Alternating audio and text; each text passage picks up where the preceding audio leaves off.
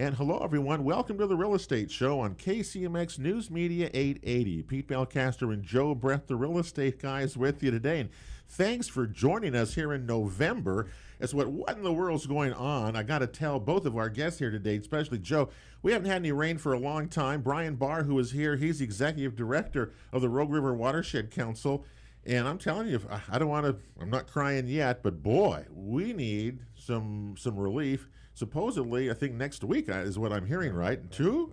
Too California-like in Oregon, just dry and warm and not the usual drizzles, at least, that we get to start the season. Well, November's usually a wet month. Yeah, right. I mean, we're a wet month, and we haven't had anything so far. Hopefully, we're going to change that next week. We'll keep our fingers crossed. Brian Barr, the executive director of the Rogue River Watershed Council, was on our real estate show several years ago, so it's great to have you back. And watershed councils, to me, are becoming really, really more relevant in our society today because we have so much more conscious aware of where we live around us. Is that true with the Watershed Council, Brian? First of all, welcome to the show. Thanks, and you really do a lot of good right now. Yeah, we try to do a lot of work. Here's our niche in the world. Years and years ago, mid-'90s, there were a couple of agencies in the state of Oregon Department of Fish and Wildlife and the Oregon Department of Environmental Quality, that noticed that native fish populations, salmon, steelhead, other fish were going down, right? Populations were going down, and water quality concerns were going up.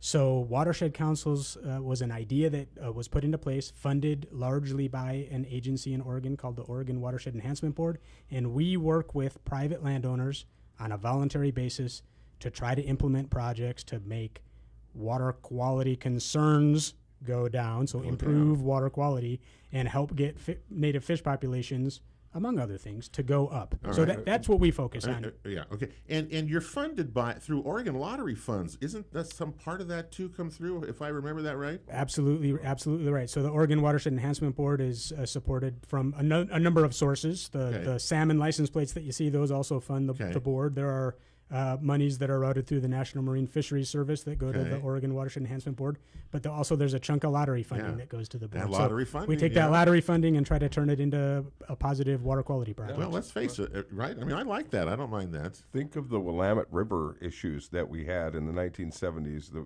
Willamette River was horribly polluted. Absolutely. And people are now flocked to the river much more so, but we think of Oregon as such a pristine state, but we have had these issues, and the fish runs also. We saw the hydroelectric dams go up on all these rivers that they can get them on to profitize that industry, and then now we've realized that that's not really the best in the long run. So it's a unique situation. We are kind of turning the corner on and trying to restore some of the things that were our natural gifts in our natural resources. Yeah. Right. All right. So people who are living by what you do, you interact with people in various ways. I mean, they call you, they want you. How are you interacting, or what are the kind of the issues, the big things that you're out there, Brian, that you deal with every day? Sure. Well, people do call us. I'm not sure what percentage of the people actually know that we're out there. Right? They would call the Jackson Soil Water Conservation District first, and then kind of bring you in. Really, that is a way that we get a lot of our contact. Is people know who the Jackson Soil and Water Conservation District is. We're co-housed with those guys. We meet with them and coordinate with them all the time. So somebody will come in and they'll have an issue that is not really in the SWCD's wheelhouse. It might be in ours.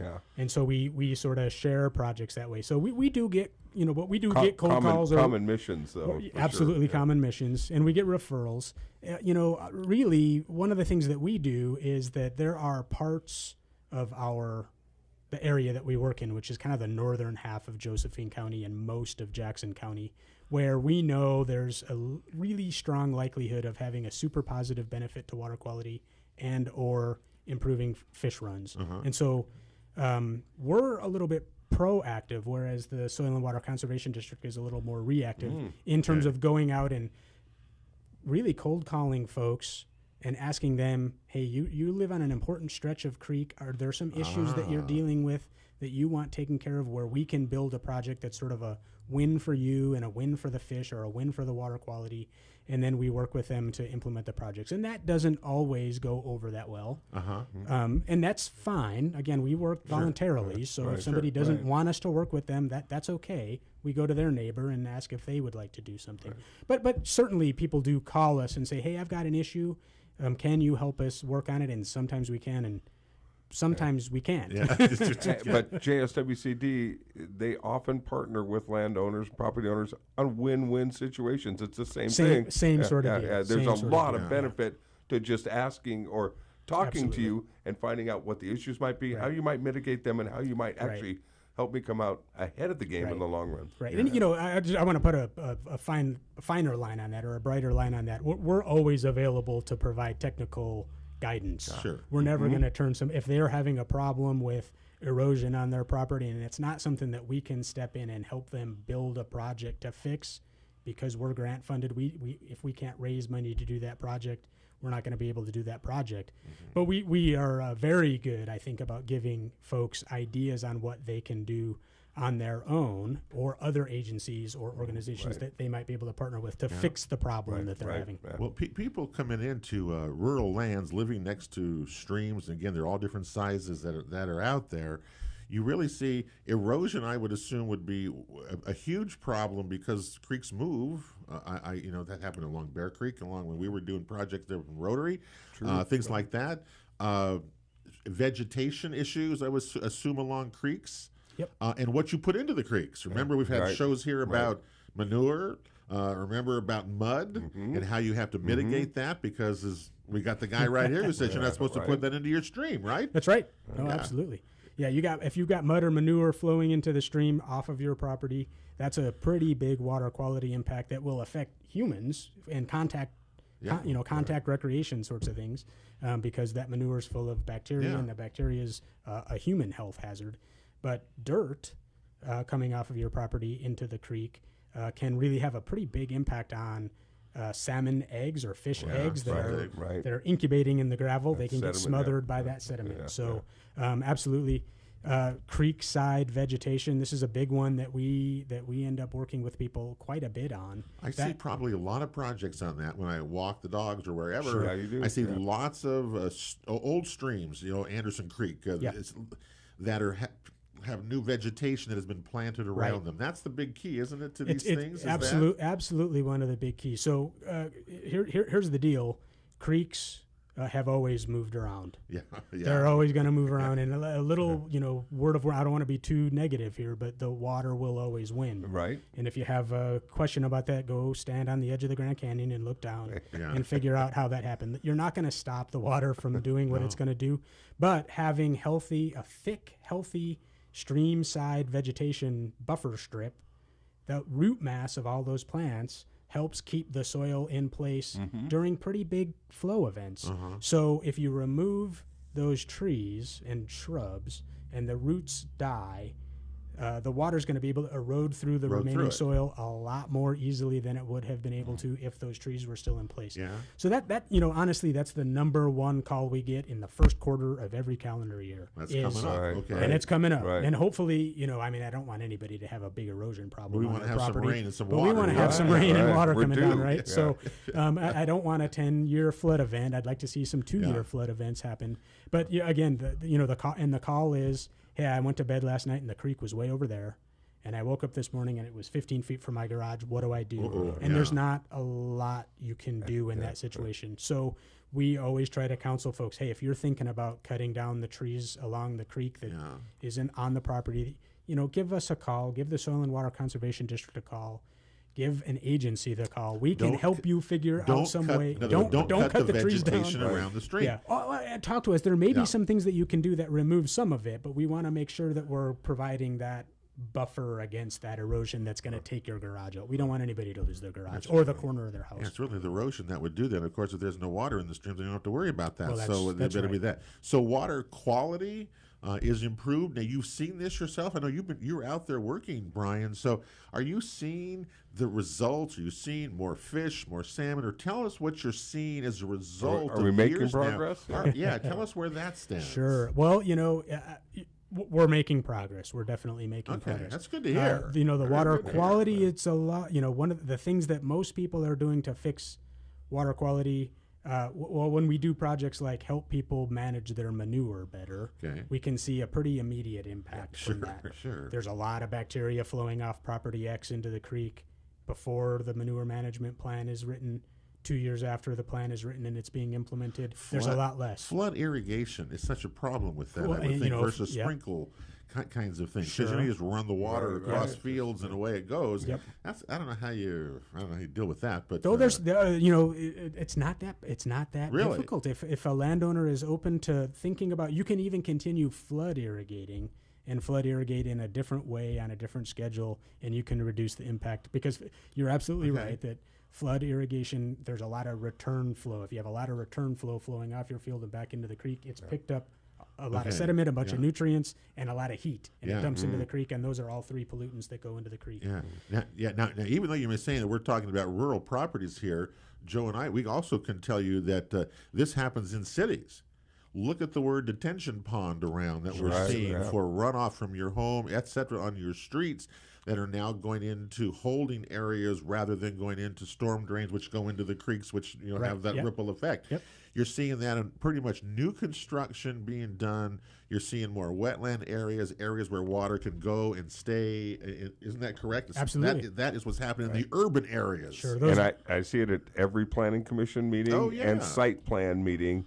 Yeah. Those detentions and the parking lot runoff and Yep. all of those things are being considered and trying to find ways to mitigate those into And they can do that. Yeah, we've come a long way. mean, we learned a Absolutely. lot. Oh, Yeah. absolutely. Yeah, Yeah, I- those bioswales, I mean, they Right, really do yeah, a yeah, great yeah. job of holding the water, not letting it be so flashy in the creek, Yeah. and then filtering out some of the pollutants that you pick up in the parking lot Yep. before you get to the creek itself. Yeah.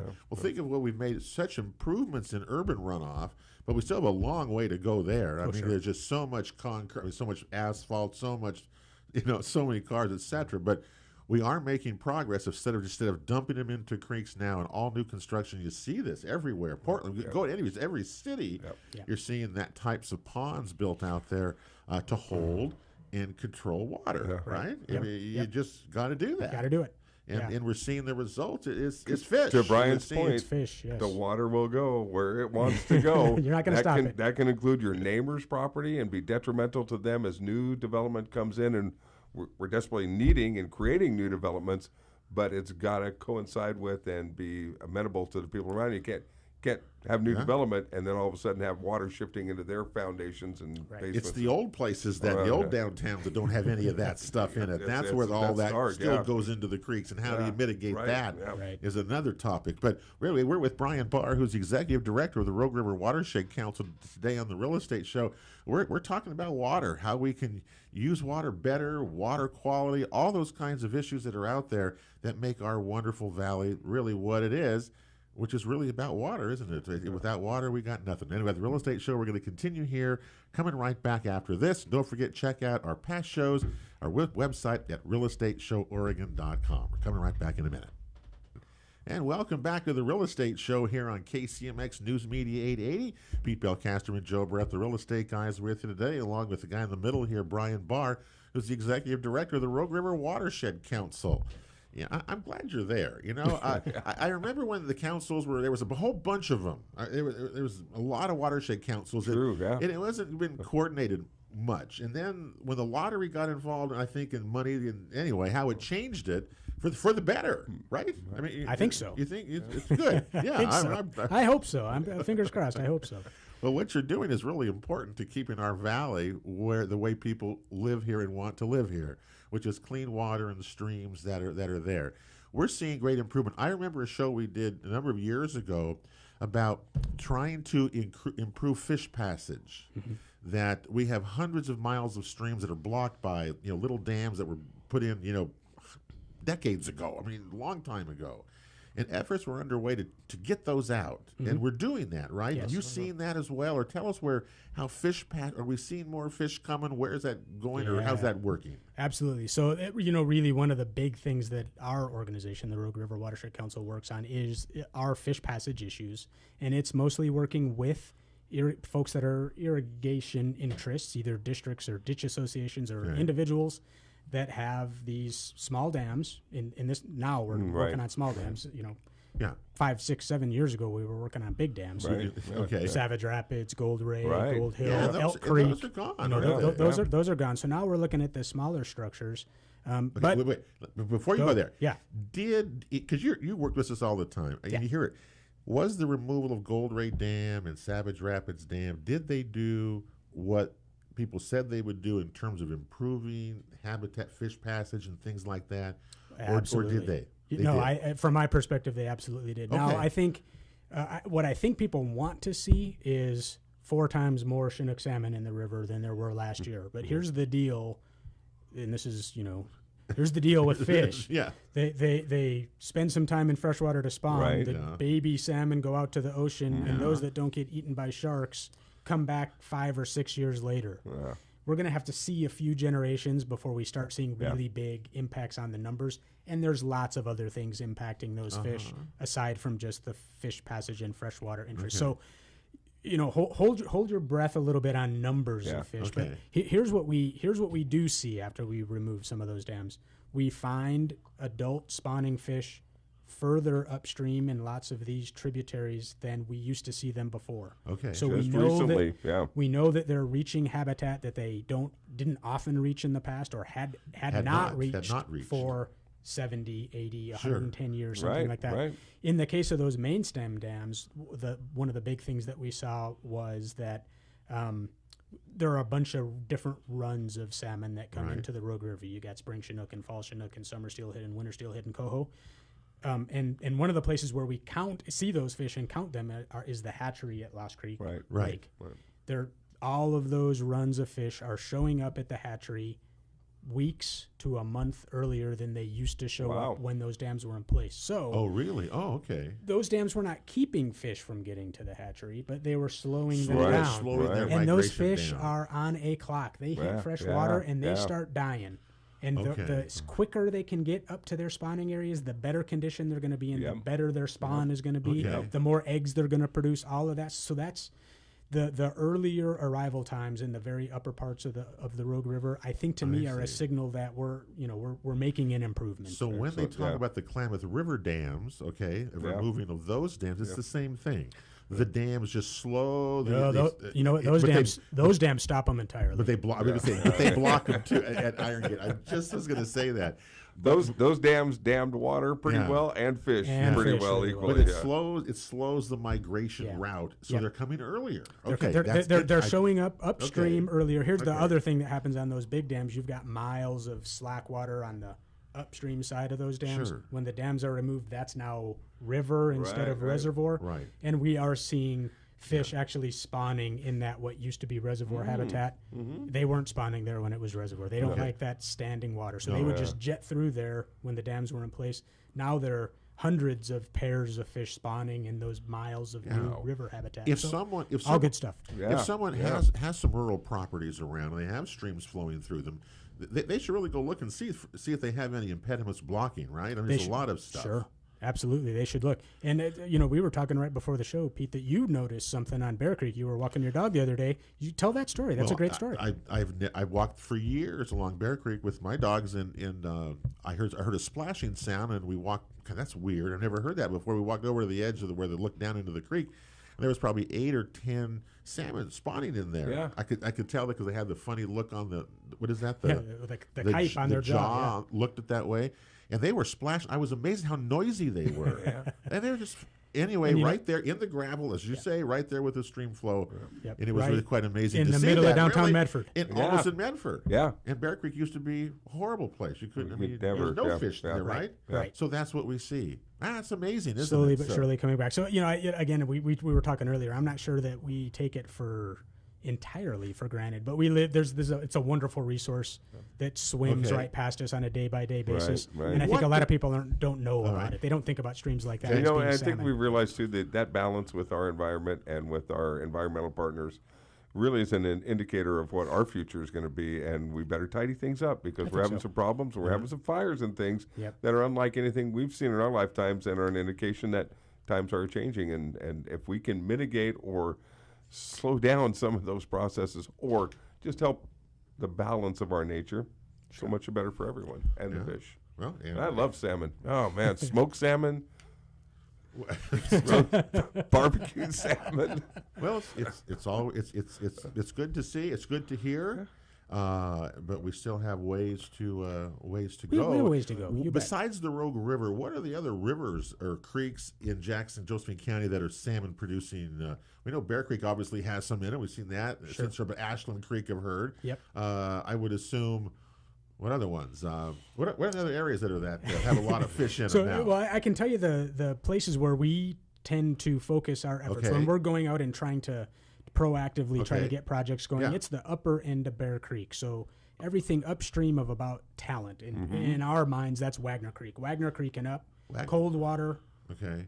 Where some of those runs are coming back to that's nowadays. That's where a lot of those runs are headed. Tolman Creek? A little too small. So too small. Wagner, Ashland, Neal, and the upper end of Bear, kind of between those. Okay, so that's one spot. Okay. Another spot, and so these are just places that we focus on. It doesn't mean that the other places are not good. Right. But you have to be a little bit focused. The upper end of the Little Butte Creek system, so a ways east of Eagle Point, up around the fork, so Lake Creek, Salt Creek, North and South Fork of Little Butte Creek, South Fork of Little Butte Creek in particular, really, really strong salmon runs go back to the South Fork of Little Butte. And those rivers and those creeks have water coming from dams to them? The North Fork of Little Butte Creek is downstream of Fish Lake. Okay, right. But South Fork of Little Butte there's some water that gets siphoned off in the spring that goes over to the Klamath and then actually comes back into Emigrant Lake. It's a funky plumbing. Yeah. Another place we work is Elk Creek up by Trail. Elk Creek, okay. And again, there was a big dam removed on Elk Creek not too long ago. Yeah. And really, next to Little Butte Creek in our area, that's a top coho salmon producing stream. Elk Creek, interesting. Okay. Which is a pretty darn small creek when you go by and walk along it in August. Yeah. What is Evans Creek like? Because that's a big creek. Is there? I never hear much about Evans Creek. Yeah, Evans. So West Evans Foots Creek. I mean those guys. Yeah. So interesting. I'm gonna hit one more that's in our area, and then I'll get back to those. We don't actually work on those creeks, but they're great creeks. Okay. So the upper end of Grave Creek, which is in Josephine County, out by the town of Wolf Creek, Sunny Valley, those areas. Another place that we concentrate. So Evans Creek absolutely is another one of those streams that is super important. In particular, the West Fork of Evans Creek, West Evans Creek. Fork, okay. Definitely an important place. That there were a couple of dam removal projects that happened there a few years ago that helped things out. That's one of the places where we're seeing Chinook salmon showing up where we hadn't seen them. Is that the Weimer Dam? Weimer and Fielder Dam, right? Okay. So Foots Creek, Galls Creek, Sardine Creek, Birdsey Creek, all of these little tiny, those are wonderful streams. They get really, really low flows in the summer. In fact, some of them are pretty dry, intermittent, right? Especially now. But there's a, and I don't want to derail us too much on this biology stuff, but I'm a fisheries biologist, so I could talk about this all day. But summer steelhead, really unique run of fish. And the run in the Rogue is particularly unique. And those summer steelhead, the breadbasket of summer steelhead production historically was all those tiny streams between Grants Pass and Eagle Point. So all Sam's Creek, Snyder Creek, Constance Creek, all these little tiny streams that almost go dry in the summer and almost certainly go dry in the summer now. Summer steelhead come back. They run up those streams in a wet year in the winter. They might not do it this year. They might not, They spawn. The babies pop out of the gravel in April or May, and the babies migrate out of those small streams and rear in the main stem of the Rogue River. So it's kind of it's this little unique, but that gives that run of fish a chance to spawn in a place where there's going to be no competition from any other salmon. I see. So it's a really unique way to live their life. And I did not know that. Summer steelhead is next to spring Chinook. That's the #1 targeted recreational fishery in the Rogue. People come from all over the world to fish for summer steelhead. Oh yeah. Now think of all the creeks he just named, Joe. I mean, more than I even. And think of all the people that live along these creeks. streams. Yeah. Yep. Thousands of people. I mean, there's thousands of people. It's a big attraction. And so keeping these streams and using, wisely on your property is really the key. Yes. And that's what you're about, and that's what we're trying to... And it's a shared resource, very much It's a shared, so. the effects that you have stewarding that landscape runs to people who are traveling here from Russia. To use. And so it's a shared responsibility, but it's a daunting responsibility. It's not easy, and I think there's a lot of counterintuitive aspects to it. So, we try to help people when they contact us. We help folks wrestle with those stewardship challenges. Like, do I cut these trees down or not? It's nice to be able to see the creek. I get it. I totally understand. But those trees that are blocking your view are keeping that stream from taking your garage out. You don't want to see your creek in your garage. That's right. Your bottom line. That's right. Yeah, and you really don't want to see the creek. You want to see trees around the creek because you can always go put your chair by the creek and go sit there, or you hear the creek, or your hammock by the creek. But don't cut those trees down because they really do. You live on the banks of Bear Creek right now. But but that part of Bear Creek is beautifully treated. It really is. Yeah, it's cool and that is a very natural stream bed behind and it has a pretty good flow. Summer, winter on it, but the other streams don't. But it's really encouraging to hear this. Yeah, it really is. And we talked during the break, Jim Hutchins and the Medford school students, that St. Mary's and South and North Medford kids that work on Bear Creek down by Hawthorne Park and are reestablishing the native vegetation. They've seen great improvement in the salmon returns coming through there, and it's been probably 6, 8, almost 10 years. Jim's really had a proactive effort down there, and it's transforming Bear Creek. It's made Hawthorne Park nicer. We're painting the pillars. We're gonna paint 6 more pillars of the viaduct. Color them at least. Even Medford brought. We're beautifying. Even Medford brought back a stream that was underground over there by Cogap. Larson Creek. Larson Creek is back alive. Who would have thought it was even there? But there it was. In the midst of some of the biggest commercial development that we've seen. And recently. I can't wait till we see if some salmon come flying back up Larson Creek as well. I have my pole out. We got a final break coming up here on the Real Estate Show. We're with Brian Barr, the Executive Director of the Rogue River Watershed Council. Pete and Joe, the real estate guys, we're coming right back to KCMX after this. And welcome back to the Real Estate Show here on KCMX News Media 880. Pete Belcaster and Joe Brett, the real estate guys, with you. Next week, Guy Giles will be in here. We're going to catch you up on mortgage interest rates, which here at the end of the year, are higher than they were a year ago. That's what we can say. That's good news. Thanks. And its effect on the real estate market. Anyway, that will be next week. Today, we're with Brian Barr, who's the Executive Director of the Rogue River Watershed Council, talking about the great work that is being done to improve water quality, fish habitat, water quantity also. Yes. I think we forget that sometimes, water quantity. Let me ask you, because we've talked so much about cannabis on this show, obviously water. We heard, people are going to steal water all the time. It's going to be horrible. They're going to put chemicals. They're going to go into water stretch. Trucking water by the hundreds of the gallons. Tell us what you've seen from your experience with that. Yeah, well, I don't have a ton of direct experience. Okay. And certainly, when the laws were running around and about to go into place and legalization, and we thought there'd be a big run on introducing, and when we realized that, right, a big change in the agricultural industry here in the Rogue Valley, big change. Boy, I wish I had bought a cedar fencing business right before that went into place. Yeah. But I definitely thought that there would be issues with the cannabis grows from cannabis grows on water quantity. I haven't really seen that. Okay. Most of what I have seen actually are properties that were flood irrigated in the past. So they have a valid water right. They were flood irrigated in the past. A grow operation has gone into place, established itself, and they've converted from flood irrigation to some sort of drip irrigation system, and they, as an entity, are using diverting a lot less water out of the stream They're than they taking less were. water. Okay. Now, All right. I don't know of any instances off the top of my head. It wouldn't surprise me if there are some people who don't understand water law and are maybe taking water that they should Sure. not be taking out of surface water, or are using well water that maybe they shouldn't be using. I don't doubt that stuff is going on. I haven't seen a lot of it. I think at worst we're probably neutral on the water issue as relates to cannabis. Okay. I could be wrong on that. I'm going off of my observations. Well, and you're some of right the stuff about we've one thing. measured. Well, you're right that it's drip irrigated, and if you drip irrigation, you're not going to have a lot of runoff. Right. Right. So that's probably Now, that's a good thing. We are working with the Soil and Water Conservation District and Oregon State University Extension Office on what's called a pesticide stewardship partnership project in the Bear Creek area.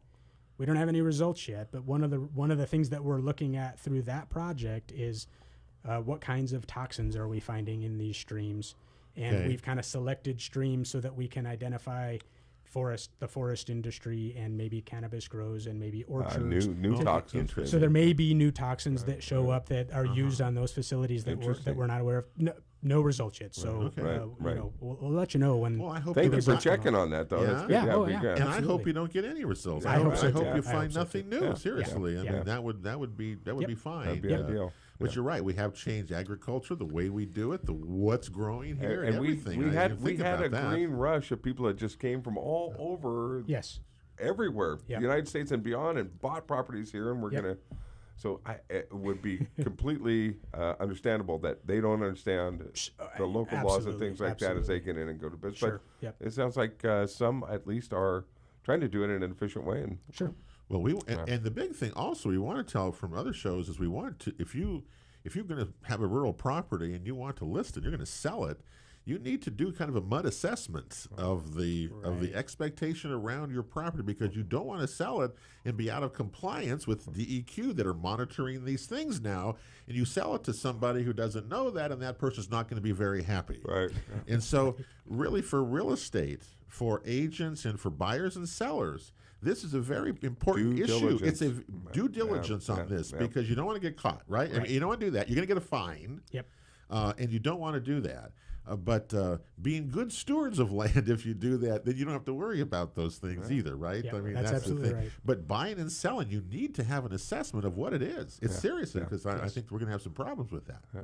Yeah. And if you have questions, if you're unsure, Jackson Soil and Water Conservation District at 89 Alder Street, Rogue River Watershed Council also at 89 Alder Street. If you don't live in Jackson County, or if you live in the Sams Valley area, there's a Seven Basins Watershed Council or the Got their JSWCD. own, Over in Josephine County, you can talk to the Applegate or the Illinois or Two Rivers Soil and Water Conservation. There's agencies great or organizations resources out there. that have Great resources that can information help you available. figure some things out. Again, You're not on your own. Yeah, Right, go back. right. All those streams, the Illinois River. I mean, coming up the different creeks that are that direction. Yeah. And again, the thousands of homes and people that live across Yes. on these streams, we have an effect, and we want to make sure we do it right. Yep. So there's a lot of it. There's a lot of it out there. And I sold a property out on the East Fork of Foots Creek, and it was summertime, and there was just this little dribble coming down through there. But what did I see? Property after property after property lined up with the property line in the back of the creek, or including the creek on their property. Yep. How much demand and how popular that was for those folks to be creekside, and to have the amenities of that in the fall and the spring when it's running really well. And it's a neat feature, and a lot of people seek it. Yep. Well, again, 25% of sales in Jackson and Josephine County are rural residential type properties, rural properties. That's over 500 new people every year living in these properties. No wonder they're calling. No wonder they call you. Yeah, I would. If you live in the city and all of a sudden you're out in the country and you got mud and you got manure running, things like this, it's not just, you just can't call somebody up and hire it done. I mean, if you doesn't work that way. If you live in the city like I have my whole life, there are still a lot of things that you can do to mitigate your own little piece of property. And to help the cause as well. What you want to do, rain gardens. do not have runoff go into the Right, street. exactly. Take your runoff and put it onto your property. Sure. It's Yeah. not that difficult to No, do, no. even if you have pavement. Anyway, And you even can't do these JSWCD things. helps Yeah. urban dwellers with little Absolutely. projects like that on their little Absolutely. tiny pieces Yeah. of property, as well as these big urban properties. The new surfaces Big that are rural out there, properties. the new surfaces that are out there are fabulous. Right, yeah. Eliminate mud, eliminate water, those kinds of things. There's a lot of things we can do. Yeah. It's like we don't have any excuses unless we're just lazy, don't want to do it. So we don't want to be in that category, right? No, we don't want to do that. absolutely not. Absolutely not. Before we let Brian go here, what's the biggest what's the biggest obstacle you think ahead for you? Is there one particular thing? I'm curious. There, Boy, you know, the biggest thing, one of our biggest challenges here in Southern Oregon is water temperature.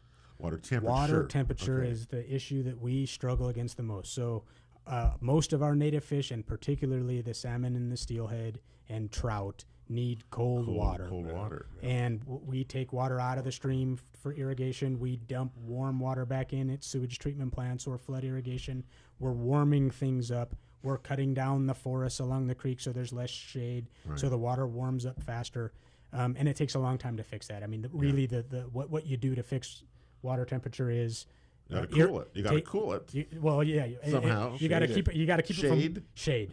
It's shade and it's water quantity, Yeah. and nobody wants to give up their water. And I understand yeah. that. So. And a few years ago, I shared on the program, the city of Medford, with their water treatment Yes. plant, one of the ways that they mitigated their new output was to plant trees. That's right. Yeah, Yep. they did it. And it was And remember, and it if was the- cheaper. It was cheaper than going the other route or to pay, Okay. Yeah. And remember, if they get that project in, that would pipe most of the irrigation water. Wise The water. Wise That project, yeah. the Wise Water project, that would cut down Yes. on the amount of water that is wasted, because but more of it stays in the streams. And that was on my mind That's today. right. I wish we had Yeah. more time. Yeah. If we could, so that's you guys got it. Divert less, keep more water in the creek. I know that's a hard nut to crack, but I think it's part of the There's a solution. great and then, plan in and then, place, and then though. shade. Yeah. Yep. Yeah. Well, look, Brian, we learned a lot. Thank you Yeah. for Well, thank coming you and guys. sharing Great with show. us. Yeah. How can someone get a hold of you quickly if they need to? Just an email address, or just Google you, or Rogue You know, River? yeah, you could definitely Google us, Rogue River Watershed Council, or we're at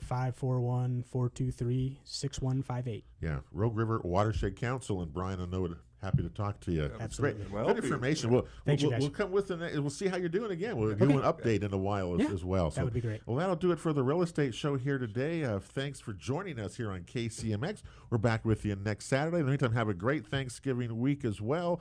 God bless you all. We'll talk to you next week here on the real estate show.